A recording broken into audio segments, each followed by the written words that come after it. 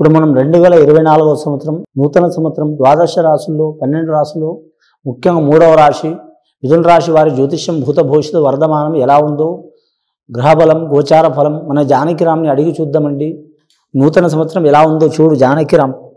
మిథున రాశి వారి జ్యోతిష్యం భూత భవిష్యత్ వర్ధమానం చదువు విద్య ఉద్యోగం వ్యాపారం అనుకున్న కోరిక పర్సనల్ లైఫ్ చేసే పనిది ఇల్లు జాగా భూమిది చేసే విద్యది యోగంది బలంది కెరీర్ది పర్సనల్ లైఫ్ది ఎలా ఉంది చూడు.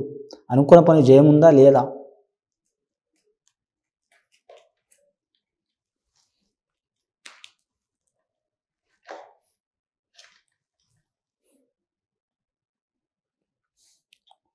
మిథున రాశి వారి జాతకంలో చెప్పాలంటే ఆంజనేయ స్వామి వచ్చినండి వారి పేరు మీద.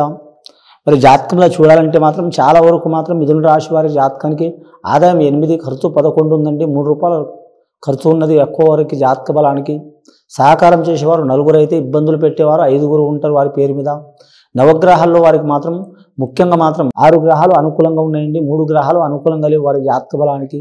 ముఖ్యంగా వారి జాతకానికి చూడాలంటే మాత్రం గురుబలం అధికం ఉన్నది వారి పేరు మీద. శని నవమ దశమ స్థానంలో నడుస్తుంది కాబట్టి వారి జాతకానికి చూడాలంటే మాత్రం ఆకస్మికంగా ప్రయాణాలు అయ్యే అవకాశం ఎక్కువ ఉంటుందండి వారి పేరు మీద. కానీ 25 సంవత్సరాల నుంచి 35 సంవత్సరాల లోపల ఉన్న వారికి మాత్రం కలిసి వచ్చే అవకాశం ఉంటుంది. 35 నుంచి 50 సంవత్సరాల లోపల ఉన్న వారికి ఇబ్బందులు వచ్చే అవకాశాలు ఉంటాయి వారి పేరు మీద. స్త్రీలు కావచ్చు పురుషులు కావచ్చు ఎవరైనా కావచ్చు అండి. అలాగే మాత్రం 50 సంవత్సరాల నుంచి 70 సంవత్సరాలు ఉన్న వారికి మాత్రం కలిసి వచ్చే యోగం ఉంటుంది వారి జాతక బలానికి. మిథున రాశి వారి జాతకంలో చూడాలంటే మాత్రం మృగశిర నక్షత్రం వారికి మాత్రం శుభయోగం మాత్రం అంతవరకు లేదండి. చాలా వరకు చిక్కులు వచ్చే అవకాశాలు ఉన్నాయి. లేనిపోని తగాదలు చిక్కులు చికాకులు భూమి తగాదలు లేక ధనం గురించి తగాదలు కుటుంబ తగాదలు ఆస్తి తగాదలు లేనిపోని అభండాలు చిక్కులు చికాకులు వచ్చే అవకాశం ఉంది. శని నవమ దశమ స్థానంలో నడుస్తుంది కాబట్టి కానీ అష్టమ స్థానం ఉంటే అష్ట కష్టాలు ఉంటుంది. నవమ స్థానం ఉంటే నవరకాలు ఉంటుంది. దశమ స్థానం ఉంటే దశమ స్థానం దరిద్ర స్థానం అంటారండి. దరిద్రం కాడ కూడా లక్ష్మినే ఉంటుంది. ఆంజనేయ స్వామి ఆరాధన చేయాలి వారు. ముఖ్యంగా మాత్రం ఈ మృగశిర నక్షత్రం వారికి మాత్రం అధిపతి మిథున రాశి వారికి బుధుడు అధిపతి అండి. మృగశిర నక్షత్రానికి అధిపతి కుజుడు కాబట్టి సుబ్రహ్మణ్యేశ్వర స్వామి అలాగే కుమారస్వామికి మాత్రం వల్లి సుబ్రహ్మణ్యేశ్వర స్వామిని ఆరాధన చేయడం చాలా మంచిది. మంగళవారం నియమం పాటించాలి వారి పేరు మీద. ముఖ్యంగా వీరి పేరు మీద వ్యాపారస్తులకైతే కలిసి వచ్చే అవకాశం ఉంది. 2వ నక్షత్రం ఆరుద్ర నక్షత్రం వారికి అయితే చాలా వరకు మంచి ఫలితాలు కలిసి వచ్చే అవకాశాలు ఉన్నాయండి. చాలా వరకు మాత్రం మహాశివరాత్రి సంవత్సరానికి ఒక్కసారి అనుకుంటారు చాలామంది. కానీ అమావాస్య వచ్చి ఒక రోజు ముందల మాత్రం మాస శివరాత్రి ఉంటుందండి. సంవత్సరానికి 12 మహాశివరాత్రులు కూడా ఉంటాయి.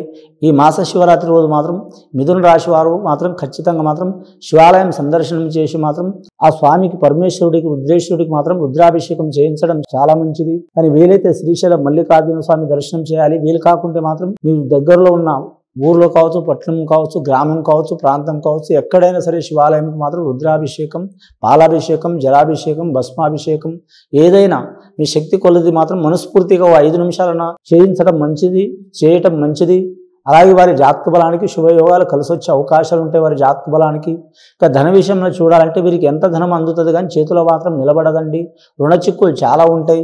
ఇచ్చి దెబ్బతినటం కానీ తీసుకొని దెబ్బతినటం కానీ లేదా మధ్యవర్తి ఇబ్బందులు పడటం కానీ.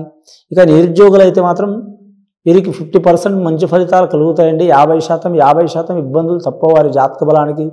ఇక నిరుద్యోగులకు మాత్రం గవర్నమెంట్ ఉద్యోగం ప్రయత్నం చేస్తున్న వారికి మాత్రం బోధన రంగం విద్యలో మాత్రం కలిసి వచ్చే అవకాశం ఉంది ఉద్యోగంలో. అలాగే రెవెన్యూ రంగంలో మాత్రం కలిసి వచ్చే అవకాశం ఉన్నది. ఐఏఎస్ ఐపీఎస్ రంగంలో మాత్రం చాలా వరకు చాలా ఇబ్బందులు ఉంటాయండి. తర్వాత కలిసి వచ్చే అవకాశం ఉంటుంది వారి పేరు మీద. కానీ మాత్రం అలాగే వీరి జాతకంలో ఇంజనీర్ రంగంలో మాత్రం ఉద్యోగం ప్రయత్నం చేసే వారికి మాత్రం అతి కష్టం మీద దక్కే అవకాశం ఉంటుంది. వీరి జాతక బలానికి చూడాలంటే మాత్రం గురుగ్రహం అనుకూలత ఉంది కాబట్టి వీరికి ఖచ్చితంగా ఉద్యోగంలో మాత్రం మంచి ఫలితాలు ఉంటాయి. నేను చెప్తే జరగవండి, ఎవరు చెప్పినా జరగవండి. ప్రయత్నాలు మాత్రం ఖచ్చితంగా ఉండాలి. వీరికి లక్కీ నెంబర్ 9 వస్తుంది 5 వస్తుందండి. మిథున రాశి వారికి పట్టుదల చాలా ఉంటుంది. ఆత్మవిశ్వాసం చాలా ఉంటుంది. పట్టుదల ఆత్మవిశ్వాసం ఎక్కువైతే ముఖ్యంగా మాత్రం మూర్ఖత్వం పెరుగుతుందండి. అదొకటి తగ్గించుకుంటే చాలా మంచిది వీరి పేరు మీద. వీరి జాతక బలానికి చూడాలంటే మాత్రం ఇక వివాహం కాని వారికి మాత్రం వివాహ ప్రయత్నాలు మాత్రం సఫలమయ్యే అవకాశం ఉంది. అలాగే వివాహ దోషాలు ఉన్న వారికి కూడా మాత్రం తగ్గే అవకాశం ఉంది వారి పేరు మీద. అలాగే వివాహమై మాత్రం వెళ్ళిపోయిన వారు 2వ వివాహం జరగటం కానీ లేదా మాత్రం వారు కలిసిపోయే అవకాశం కానీ చాలా శాతం ఉన్నది వారి పేరు మీద. ముఖ్యంగా వారి కులదేవత ఆరాధన చేయటం కానీ కులదేవుడిని ఆరాధన చేయటం కానీ చాలా మంచిది. అన్ని దానాల కంటే అన్నదానం మంచిది వీరి జాతక బలానికి. వజ్రాలు, వైడూర్యాలు, బంగారం, ప్లాటినం మనం దేశం మొత్తం రాసిచ్చినా ఇంకా ప్రపంచం కావాలనిపిస్తుందండి మనిషికి. ఆశకు అంతు ఉండదు.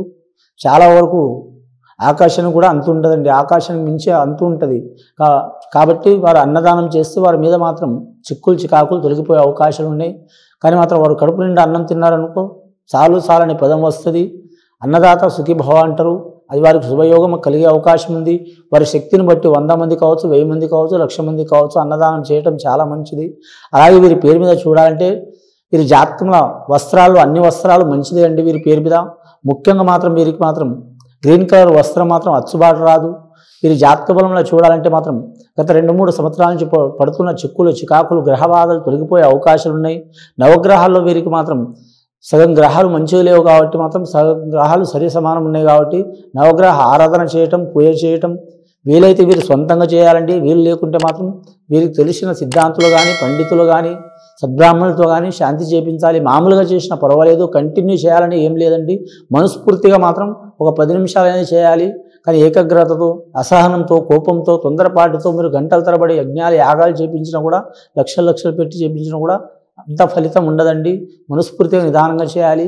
చాలా వరకు శుభ ఫలితాలు కలిసి వచ్చే అవకాశాలు ఉన్నాయి.